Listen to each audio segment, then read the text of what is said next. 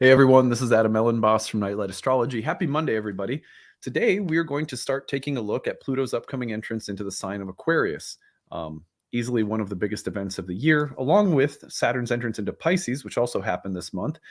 We started taking a look at Pluto into Aquarius several months ago. So if you go back into my archives, you'll find a number of different videos where I talk about this transit, and you'll find a few more this week, and there was one last week as well. So there's a lot of content on my channel already made, which you could certainly go back in and dig into if you wanted.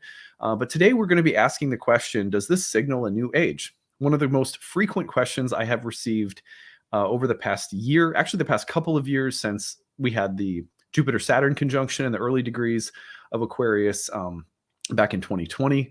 And since then, I've had people ask, did that signal the new age, the age of Aquarius? Does this entrance of Pluto into Aquarius coming back over that degree signal that we're entering the age of Aquarius? So there's a lot of questions and a lot of confusion about the age of Aquarius and whether that's a thing and is that somehow related to this. So I'm going to try to explain what the age of Aquarius is and its place in astrological history today. And hopefully that'll be enlightening for everybody. Tomorrow, we're going to look at some of the mythology of Aquarius through one of my favorite passages ever written on the subject. So that will be tomorrow. It's a little teaser.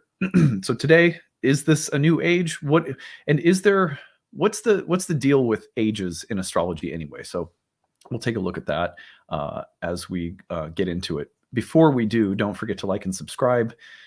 Share your comments in the comments section and your stories. If you have a story to share, use the hashtag grabbed or email us your story, grabbed@nightlightastrology.com. Put hashtag grabbed and then put Pluto into Aquarius. And then tell us a little bit about how you have noticed that transit showing up in your life, especially if you have, some of the times when these planets ingress, people have remarkable examples of the planetary symbolism show up. And I aggregate those and use them for storytelling episodes. So if you got one, feel free to share it with us. We'd love to hear it. You can find a transcript of today's talk on my website, which is nightlightastrology.com. And I'm also really excited to announce the beginning of a one-week pop-up sale, which I started telling you guys about last week. Basically, we have people, after the Kickstarter is over and we run all of those discounted tuition packages for my online programs, we have people email us saying, well, I missed out, and could I get the deal? And we say, just wait. If we have enough people ask, we'll do a reboot sale for a week this spring. And sure enough, we have. And so if you go over to my website, which is nightlightastrology.com, and you click on the courses tab, you'll see the first year and second year training and certification programs in Hellenistic astrology, the horary astrology course. These three begin in June. So whether you're a returning student or you're just beginning your adventure with learning ancient astrology, you can check those courses out. When you click on them and you go down to the bottom of the page, you're going to see that the sale price is listed there. So it's about $400 off the early bird payment, which is 50% off the total price of the course if you use a normal payment tuition plan. So it's a really great deal for people to save with. We also, if you look to the comment section or the description of this video, you'll find a link that will take you to special offers for 2 and 4 class passes, which also take the savings up significantly. So you'll save a lot more money if you bundle 2 of my programs together, and you save the most when you bundle. It goes up to about 75% off, almost 75% off when you get a 4 class pass. Now, the other courses I offer, year 1 always starts in June and November. Year 2 and horary always start only once yearly in June. Readings and Passages starts in January of every year. Masterclass series also starts in the winter of every new year, and Roots and Spheres also starts in the beginning of every new year. So you could purchase and join late for any of those, or purchase classes for next year's program if you want to get ahead on a good sale rate for next year. You're going to attend Roots and Spheres again in 2024, or the Masterclass series next year, or whatever. It's a great way to save a bunch of money on those and make your astrological education a little bit more affordable. So if you have any questions at all about our programs or the sale, email us, info@nightlightastrology.com. All right. So today we're going to ask this question that I've been getting over and over again. Pluto into Aquarius, especially after Jupiter and Saturn conjoined in that early space of Aquarius. Does this mean that we're on the brink of a new age? Is this the age of Aquarius? As I've heard about that, is that kind of what this is? No, that's the short answer. That's not what this is. But it's not nothing either. So, so let's try to understand it. We're going to take a look at a few passages from one of my favorite books that clarified some of these questions for me at an earlier point in my education. And I hope you'll enjoy it and actually read it. It's called Astrology and Popular Religion in the Modern West, Prophecy, Cosmology, and the New Age Movement. It's by Nicholas Campion. And Nicholas Campion is one of the world's most famous historians of astrology. And he is responsible for writing like a 2-volume treatises on the history of Western astrology, which are also fantastic. So anyway, he writes in this book a lot about the history of the New Age and the Age of Aquarius and how they're similar and different. So I want to read you a few portions from his text as a way of trying to address this question about whether or not we're entering a new age. Since the early part of the 20th century, the millenarian terms New Age and Age of Aquarius have often been used as synonyms. They are not, in spite of the many writers who regard them as identical, the same. So they're not the same. As an astrological prophecy, the Age of Aquarius is based on the idea of the gradual shift of the stars and constellation in relation to the sun's location at the spring equinox, usually on 21st of March, a phenomenon known as the precession of the equinoxes. The consequence is the gradual separation of the so-called tropical zodiac used in Western astrology from the sidereal zodiac, which is based on the actual stars. For example, the Western zodiac sign of Pisces no longer occupies the same portion of the sky as the classical Greek constellation of Pisces. So, in terms of what he's saying here right away is that sometimes people talk about, I don't just have my camera's having some focus issues. Hold on, let me come back. Occasionally it goes through phases where it does this. And all right, there we go. So first of all, he is saying that the Age of Aquarius and the New Age are often conflated, but they are not identical to one another culturally or historically. So he's going to do some careful differentiating of their difference. Then he goes on to say that most people think of the Age of Aquarius, or the way that it's defined, is as the shifting of an astrological era that is measured. The shift is measured roughly by the precession of the equinoxes and the gradual realignment of the spring equinox with new signs of the zodiac. The astronomical details need not concern us here, for they are just a vehicle on which to hang a certain kind of apocalyptic belief.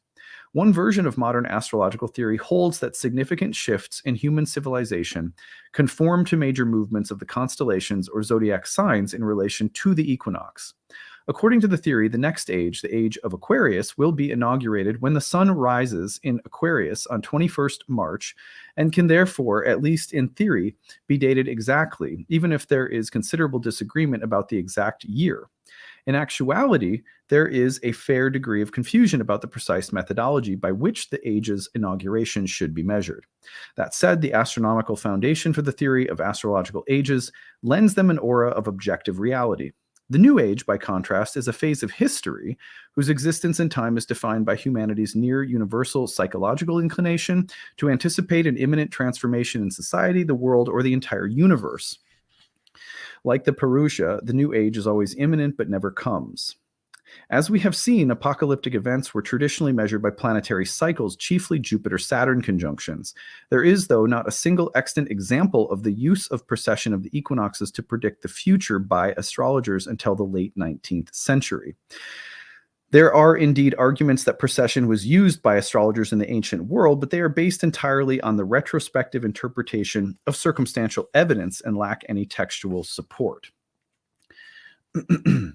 The origin of the belief that the Age of Aquarius is imminent is relatively modern and can be traced to 3 separate but interlinked strands in 18th century European thought. The first was the attempt central to Enlightenment ideology to establish a common origin to religion. The means by which this was to be accomplished was the study of comparative religion, the deliberate aim being to diminish Christianity's claim to unique status. The second was the theory that the shared origin of all religion lies in worship of the celestial bodies, especially the sun, which became a model of all male deities and mythical heroes. The third was the use of the apparent shift of the stars caused by the precession of the equinoxes as a means of dating the history of the Indian sacred texts, the Vedas. The theory that religion and astronomy shared common origins was developed in the revolutionary atmosphere of 1790s France. And he goes on to talk about some of the thinkers and works. Anyway, then he goes on to say, the twin concepts of the sun as the origin of all male anthropomorphized religions and the shift of zodiac signs through precession of the equinoxes as a guide to the changing character of religious observation circulated among both atheists and occultists through the first half of the 19th century. So, for example, you have people pointing to precession of the equinoxes and astrological ages as a way of trying to make all religions rooted in the same kind of thinking, but this was being done by sort of like secular atheist skeptics, scholarly skeptic atheist kind of mentality, which is, I'm not judging it at all. That's just exactly what he's saying here. And then he says that on the other hand, you have occultists picking up on the same theory about the precession of the equinoxes and starting to take it very seriously.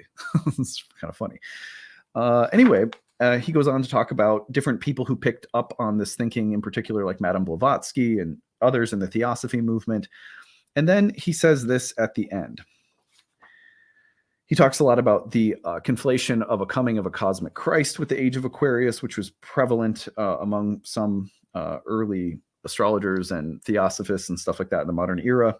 But then he ends with this. There are two crucial features of Aquarian age historiography. First, its crisis-laden language, sometimes fearful but generally hopeful, stands exactly in the lineage of astrological apocalyptic literature, which can be traced back to the ancient Near East, especially to the Old Testament.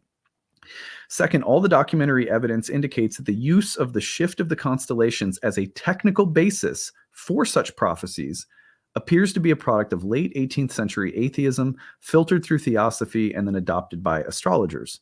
We are therefore dealing with a clear example of an invented tradition, but one which has deep roots in the Western mentality. So, the Age of Aquarius, in other words, is something that the prediction of the future and astrological ages by the precession of the equinoxes, in the way that it's presented when you hear people talk about the Age of Aquarius, is a very recently developed idea. And it wasn't even developed initially by astrologers. So it's adopted by astrologers. It's initially developed as a way of talking about the history of religion and what sort of all religious communities may have shared in common, which in this case would be worship of the stars and so on and so forth. So it's interesting. There is not historically writing about, well, when the precession of the equinoxes changed, then the ages changed. So that's like a modern concept. And he also says, but the roots of such thinking about ages and apocalypse and utopia and massive shifts in consciousness and the sort of kind of the idea of a change in the universe or a change in consciousness itself for all of humanity. This actually is very old and dates back to millenarian and apocalyptic thinking, which has been present in many different religions and traditions around the world, including the astrological tradition at times. For example, you have the yugas in Indian astrology. You have different ages through, I think it was the Zoroastrians or the Persian astrologers. They were not generally measured by the precession of the equinoxes. There were different forms of measuring. And it wouldn't be, according to those measurements, there's not like the next stage is, Aquarius. It wouldn't have been like that. There's another great book that Nicholas Campion wrote called The Great Year, which goes into great detail about the history of eras and ages and apocalyptic thinking relative to planetary cycles, which is a super fascinating read. But one of the important things to recognize is that there's no history of astrology saying that right now we're on the brink of the Age of Aquarius. That's a very recently developed idea. Not to say it's not true, because new ideas and schools of thinking can come up. It's not like, well, only the true things exist in the past. But it is interesting that it's like a very recently modern, like a recently developed idea that is often projected backward as though it has historical basis when it doesn't. Now, it does have historical basis insofar as certain astrologers throughout time have paid attention to great planetary cycles as indicators of changes in historical eras or important changes in government, or the rulers or leaders, or things like that. For example, the cycles of Saturn and Jupiter, as they cycle gradually through the signs of the same element and then change into a new elemental family. I think it's like 270 years or something like that. If someone knows the exact number, remind me, but I think it's around 270 years. It is significant, for example, that Jupiter and Saturn just had a great conjunction in Aquarius, and that they are shifting into air signs. They had a conjunction in Libra in the early 80s.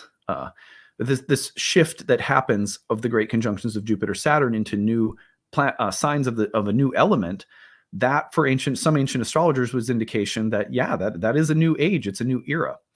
And there may have been various apocalyptic or utopian projections put onto those cycles, and there is a rich history in terms of astrologers looking at planetary cycles and the development of historical narratives. So we can't begrudge people for looking at Pluto and Aquarius and wondering how it will impact the collective narrative, because of course it will. And we can't balk at the fact that the Jupiter-Saturn conjunction is indicating a shift of the trigons of the Jupiter-Saturn cycles, and that conjunction is happening at the same place that Pluto is ingressing. So I do think those things are really significant. Significant how? I don't know. I'm a reader of astrological data, an interpreter and an educated guesser, and that's what astrologers are doing. And in our best moments, we're diviners. But but really, what I want to make sure that people understand is that saying all of that is very different than saying that we are on the brink of the age of Aquarius, as defined by this idea that's very recently developed about the precession of the equinoxes through the signs and so on and so forth. So hopefully that makes sense to everyone and clears up some confusion that it seems like a lot of people are having right now. The other thing that he says here, I want to pick another quote. He says this: New Age culture is not static. It flourished in esoteric circles in the early 20th century, combined with countercultural radicalism in the 1960s and 70s, and became commercialized in the 1980s. The label was then simultaneously rejected by many of its proponents, while many of its ideas and practices went mainstream. In the first decade of the 21st century, apocalyptic hopes of a transition to an astronomically derived New Age were transferred from the Age of Aquarius to the supposed end of the Mayan calendar in December 2012. The underlying cultural patterns, though, continue. New Ageism is a species of millenarianism, possessing all the characteristics of apocalyptic belief, including messianism, the idea that like a messiah or something messianic will happen or occur, something to save us, or maybe a second coming or something like that. Astrology and the expectation of an imminent historical transformation. Combining this with the Gnostic notions of the inner divine, it adds other features to the transformational matrix: relativity, personal development, and the self-ethic. I would add quantum physics, which it seems to be a part of it too. The New Age movement, as it exists today, has an apocalyptic core and a wider cultural impact. Even though it draws widely on non-Western spiritualities, it also has a profoundly Christian dimension, so much so that it may be considered an integral part of a 2,000-year lineage of Christian apocalyptic thought, although a more quietist contemplative form than that favored by more militant forms of Christian millenarianism, like Jesus is coming, guy standing on the corner, the rapture's coming. The question I shall consider is whether, as so many commentators assume, it provides an explanatory model for the nature and popularity of modern astrology, which is a fascinating part of the rest of his book if you want to read it. But what I think is really important that he's doing there is he's helping us unpack where we may stand consciously or unconsciously in relation to the planets. Like there is going to be, and always has been, a subsection of people who look at any and all planetary movements, especially major movements from slower moving planets, as potentially indicating some major shift in historical trajectory. And usually there's two extremes that get projected onto that, which are the optimistic hopes for utopia or salvation or some revealing or leap forward in society. I was trying so hard. Okay, so there's projection of some hopeful thing that sweeps up society and delivers us, or there's usually the negative or pessimistic view that like everything's going to shit and that these transits could mean our downfall. And then you have people that kind of straddle the two and say, well, it could go either way, but it all rests on us, so, and I'm making fun of it only because it's just like haven't you all heard these stories a million times? So what do I want to say about that? I mean, like, because people ask me, like, first of all, like, I know, or, the Pluto entering Aquarius is going to bring utopia, or is it going to bring dystopia, or, where do you stand? Is Pluto in Aquarius a new age, or is it a dystopia, or like, what the hell will it be?